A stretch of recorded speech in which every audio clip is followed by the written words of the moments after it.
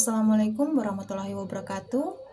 Terima kasih untuk kesempatan yang diberikan kepada saya atas nama Yustianingsih dengan NIM 12112514343. Terima kasih kepada dosen pembimbing Dr. Farida Yuliati, SE SHMM dalam mata kuliah Etika Bisnis Kontemporer, di mana kesempatan ini saya akan mempresentasikan makalah mengenai penggunaan Artificial Intelligence atau AI dalam rumah sakit swasta serta dilema etika yang muncul ketika AI ini digunakan dalam pengambilan keputusan pelayanan kesehatan di rumah sakit swasta. Adapun yang melatar belakangi dari makalah saya ini, yang pertama yaitu perkembangan AI di rumah sakit, di mana AI ini memberikan banyak manfaat bagi rumah sakit itu sendiri, terutama dalam meningkatkan efisiensi pelayanan.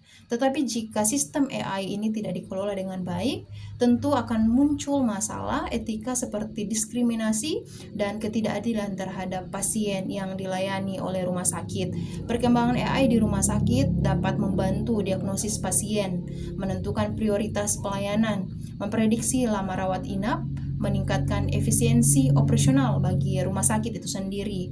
Namun dalam mengelola AI ini, jika tidak dilakukan dengan baik, maka dapat memunculkan permasalahan. Yang pertama, potensi bias algoritma, kurangnya transparansi, risiko diskriminasi kepada pasien, serta dilema antara efisiensi bisnis rumah sakit dan etika pelayanan yang ada di rumah sakit itu sendiri.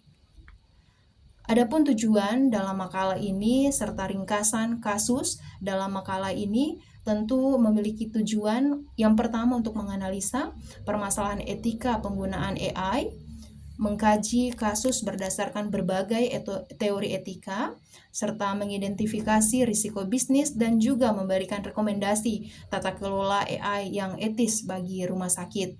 Dan ringkasan kasus rumah sakit yang menggunakan AI, yang pertama, untuk menentukan prioritas pasien.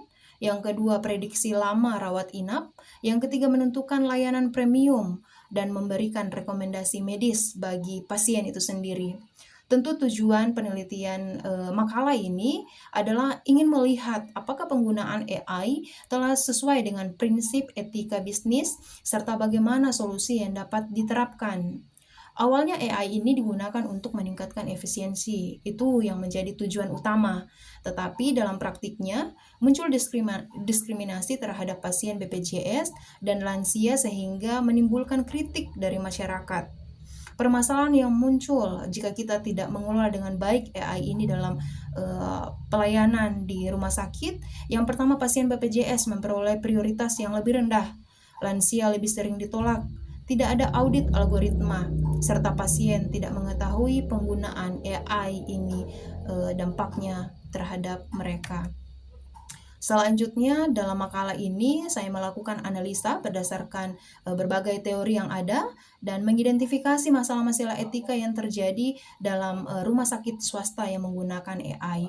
Persoalan utama bukan pada teknologi AI itu sendiri yang digunakan di rumah sakit, tetapi bagaimana teknologi ini dikelola atau digunakan tanpa memperhatikan nilai-nilai etika, sehingga dapat memunculkan permasalahan utama bagi rumah sakit swasta itu sendiri.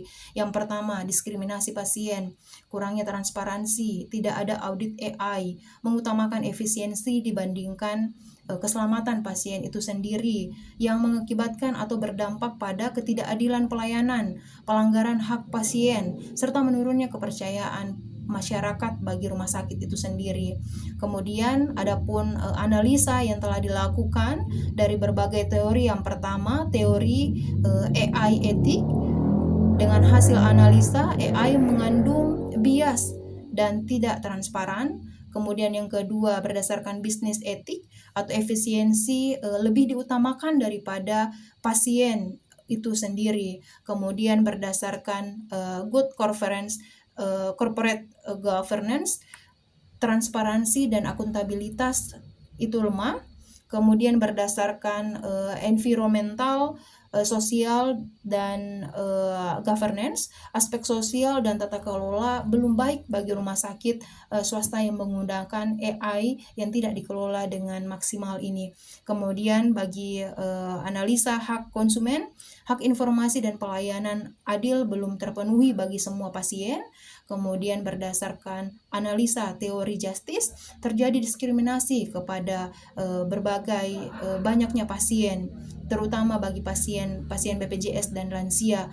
Kemudian beneficent dan non-malfeasant berpotensi merugikan pasien yang dilayani oleh rumah sakit yang menggunakan AI yang tidak dikelola dengan maksimal.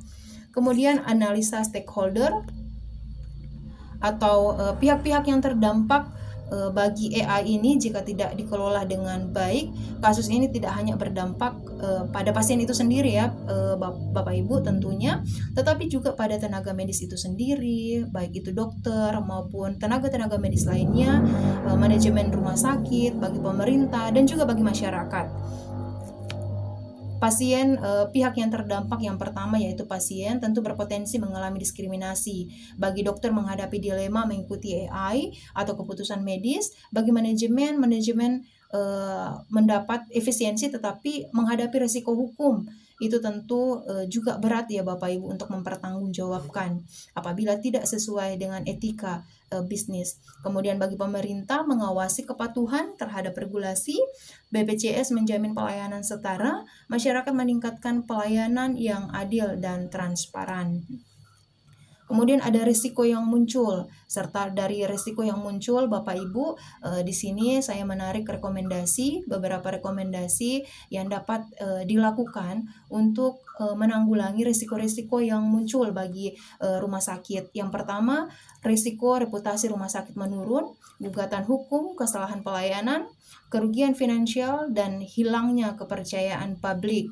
Dan berdasarkan risiko yang ada, dapat saya rekomendasikan, rumah sakit dapat melakukan yang pertama, membentuk komite etika AI, yang kedua audit algoritma secara berkala, kemudian human in the loop atau dokter tetap mengambil keputusan akhir, jadi tidak sepenuhnya dilakukan oleh AI, tetapi juga dokter melakukan keputusan akhir bagi pasien yang dia tangani, kemudian kebijakan etika digital, transparansi kepada pasien, serta mekanisme pengaduan pasien.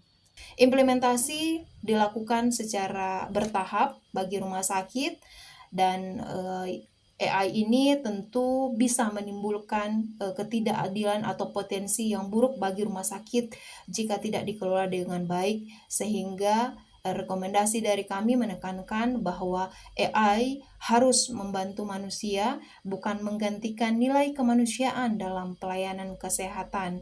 Maka jadikanlah AI ini sebagai alat bantu bagi efisiensi bagi rumah sakit dan terlebih bagi penanganan pasien, sehingga pelayanan dapat lebih maksimal dan terbantukan oleh adanya AI ini bagi rumah sakit swasta. Sekian presentasi yang dapat saya sampaikan. Atas atensi Bapak Ibu yang sudah mendengarkan presentasi saya.